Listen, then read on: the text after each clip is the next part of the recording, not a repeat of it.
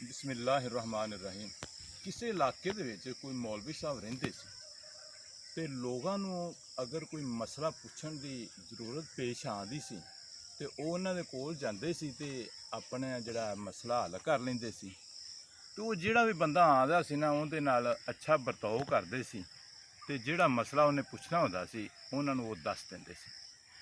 ਮੌਲਵੀ ਸਾਹਿਬ ਨੇ ਇੱਕ ਮੁਲਾਜ਼ਮ ਰੱਖਿਆ ਸੀ ਜਿਹੜਾ ਹਰ ਵਕਤ ਉਹਨਾਂ ਦੇ ਨਾਲ ਹੀ ਰਹਿੰਦਾ ਸੀ, ਨਾਲ ਹੀ ਸੌਂਦਾ ਸੀ, ਨਾਲ ਉੱਠਦਾ ਸੀ, ਨਾਲ ਬਹਿੰਦਾ ਸੀ ਤੇ ਉਹਨਾਂ ਦੀ ਖਿਦਮਤ ਜਿਹੜੀ ਨਾ ਉਹ ਕਰਦਾ ਰਹਿੰਦਾ ਸੀ।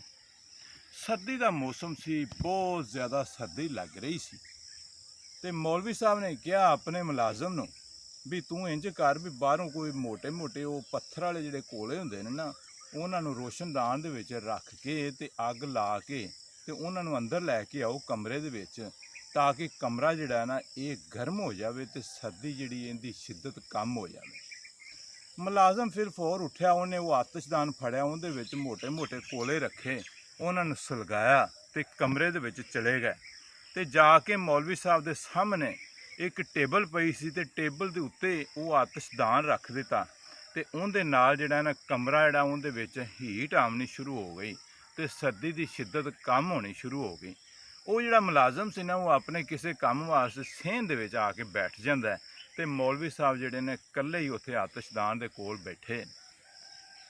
ਹੁਣ ਜਦੋਂ ਹੀਟ ਥੋੜਾ ਜ਼ਿਆਦਾ ਹੋਈ ਤੇ ਸਰਦੀ ਬਿਲਕੁਲ ਹੀ ਖਤਮ ਹੋ ਗਈ। ਕੁਛ ਦੇਰ ਤੋਂ ਬਾਅਦ ਸਰਦੀ ਦਾ ਖਤਮ ਹੋ ਗਈ, ਹੀਟ ਉਸ ਤੋਂ ਵੀ ਜ਼ਿਆਦਾ ਹੋਈ ਤੇ ਗਰਮੀ ਮਹਿਸੂਸ ਹੋਣ ਲੱਗ ਪਈ।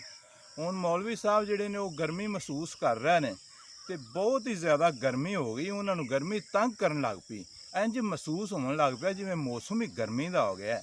ਉਹਨਾਂ ਜਲਦੀ ਦੇ ਨਾਲ ਆਪਣੇ ਮੁਲਾਜ਼ਮ ਨੂੰ ਆਵਾਜ਼ ਦਿੱਤੀ ਤੇ ਕਿਹਾ ਵੀ ਜਲਦੀ ਦੇ ਨਾਲ ਆ ਤੇ ਇਸ ਅੱਗ ਨੂੰ ਚੁੱਕ ਕੇ ਬਾਹਰ ਸੱਟ, ਇਹਨੇ ਮੈਨੂੰ ਸਾੜ ਦਿੱਤਾ ਹੈ। ਇਹ ਅੱਗ ਜਿਹੜੀ ਹੈ ਇਹਨੇ ਇੰਨੀ ਹੀਟ ਪੈਦਾ ਕਰ ਦਿੱਤੀ ਹੈ ਵੀ ਬਹਿਣਾ ਮੁਸ਼ਕਲ ਹੋ ਗਿਆ।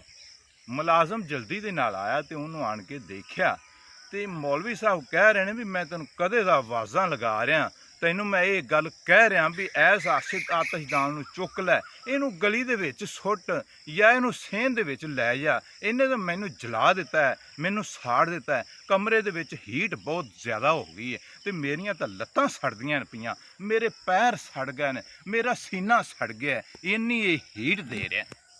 ਹੁਣ ਮੁਲਾਜ਼ਮ ਜਿਹੜਾ ਹੈ ਉਹਨੇ 1 ਮਿੰਟ ਗੌਰ ਕੀਤਾ ਇਸ ਗੱਲ ਤੇ ਉਹਨੇ ਇੱਕ ਬੜੀ ਕੀਮਤੀ ਗੱਲ ਕਰ ਦਿੱਤੀ ਜਿਹੜੀ ਸੋਨੇ ਦੇ ਪਾਣੀ ਦੇ ਨਾਲ ਲਹਿਣ ਦੇ ਕਾਬਲ ਹੈ।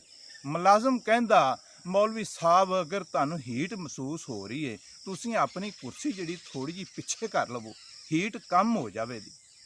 ਹੁਣ ਮੌਲਵੀ ਸਾਹਿਬ ਜਿਹੜੇ ਨੇ ਉਹ ਆਪਣੀ ਕੁਰਸੀ ਥੋੜੀ ਜਿਹੀ ਪਿੱਛੇ ਕਰ ਲੈਂਦੇ ਨੇ, ਉਹ ਹੀਟ ਸਾਰੀ ਖਤਮ ਹੋ ਗਈ ਹੈ ਤੇ ਉਹ ਜਿਹੜਾ ਜਲਾਓ ਸੀ, ਉਹ ਜਿਹੜਾ ਪੈਰਾਂ ਦਾ ਜਿਹੜਾ ਉਹਨਾਂ ਦਾ ਜਿਹੜਾ ਸੀਨੇ ਤੇ ਜਲਾਓ ਹੋ ਰਿਹਾ ਸੀ, ਉਹਨਾਂ ਨੂੰ ਗਰਮੀ ਮਹਿਸੂਸ ਹੋ ਰਹੀ ਸੀ, ਉਹ ਕੰਮ ਹੋ ਗਈ। ਹੁਣ ਇਸ ਗੱਲ ਤੋਂ ਜਿਹੜਾ ਇਹ ਚੀਜ਼ ਸਾਬਤ ਹੁੰਦੀ ਹੈ ਅਗਰ ਤੁਹਾਨੂੰ ਕੋਈ ਚੀਜ਼ ਅੱਛੀ ਨਹੀਂ ਲੱਗਦੀ ਤੇ ਤੁਸੀਂ ਆਪਣੀ ਕੁਰਸੀ ਥੋੜੀ ਪਿੱਛੇ ਢਾ ਲਵੋ। ਕੋਈ ਦੋਸਤ ਤੁਹਾਨੂੰ ਅੱਛਾ ਨਹੀਂ ਲੱਗਦਾ ਤੇ ਤੁਸੀਂ ਉਹਦੇ ਨਾਲ ਲੜਨ ਦੀ ਬਜਾਏ ਉਹਦੇ ਨਾਲ ਤੁਸੀਂ ਝਗੜਾ ਕਰਦੇ ਜੇ। ਝਗੜੇ ਤੋਂ ਬਿਹਤਰ ਇਹ ਹੈ ਵੀ ਥੋੜਾ ਜਿਹਾ ਉਹਦੇ ਤੋਂ ਪਿੱਛੇ ਹੋ ਜਾਓ। ਘਰ ਦੀ ਫੈਮਿਲੀ ਦੇ ਵਿੱਚ ਅਗਰ ਕੋਈ ਮੰਜ਼ਰ ਇਸ ਤਰ੍ਹਾਂ ਦਾ ਪੇਸ਼ ਹੋ ਜਾਂਦਾ ਹੈ, ਘਰ ਦੇ ਵਿੱਚ ਕੋਈ ਜਿਹੜਾ ਐਸਾ ਫਰਦ ਹੁੰਦਾ ਹੈ ਜਿਹੜਾ ਬਹੁਤ ਖਰਾਬੀ ਕਰ ਰਿਹਾ, ਤੁਸੀਂ ਉਹਦੇ ਨਾਲ ਲੜਦੇ ਜੇ, ਉਹਨੂੰ ਠੀਕ ਕਰਨ ਦੀ ਕੋਸ਼ਿਸ਼ ਕਰਦੇ ਜੇ, ਉਹਦੇ ਨਾਲੋਂ ਥੋੜ੍ਹੇ ਜਿਹੇ ਪਿੱਛੇ ਹੋ ਜਾਓ।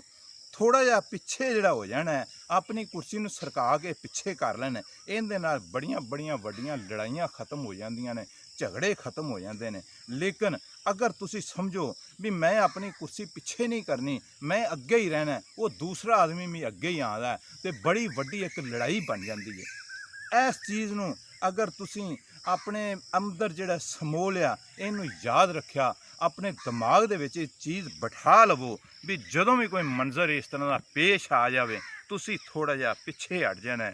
ਉਹ ਪਿੱਛੇ ਹਟਣ ਦੇ ਨਾਲ ਲੜਾਈਆਂ ਖਤਮ ਹੋ ਜਾਂਦੀਆਂ ਨੇ। ਜਦੋਂ ਲੜਾਈ ਖਤਮ ਹੋ ਜਾਏ ਤੁਸੀਂ ਫਿਰ ਅੱਗੇ ਹੋ ਜਾਓ। ਜੇ ਤੁਸੀਂ ਕਟਾਓ ਹੀ ਕਰਦੇ ਰਹੇ, ਝਗੜਾ ਹੀ ਕਰਦੇ ਰਹੇ ਤੇ ਇਸ ਇੱਕ ਦੂਸਰੇ ਦੇ ਨਾਲ ਜਿਹੜਾ ਤੁਸੀਂ ਡਿਸਕਨੈਕਟ ਹੁੰਦੇ ਰਹੇ ਤੇ ਫਿਰ ਜਿਹੜਾ ਮਾਮਲਾ ਬਹੁਤ ਡਿਸਟਰਬ ਹੋ ਜਾਏਗਾ।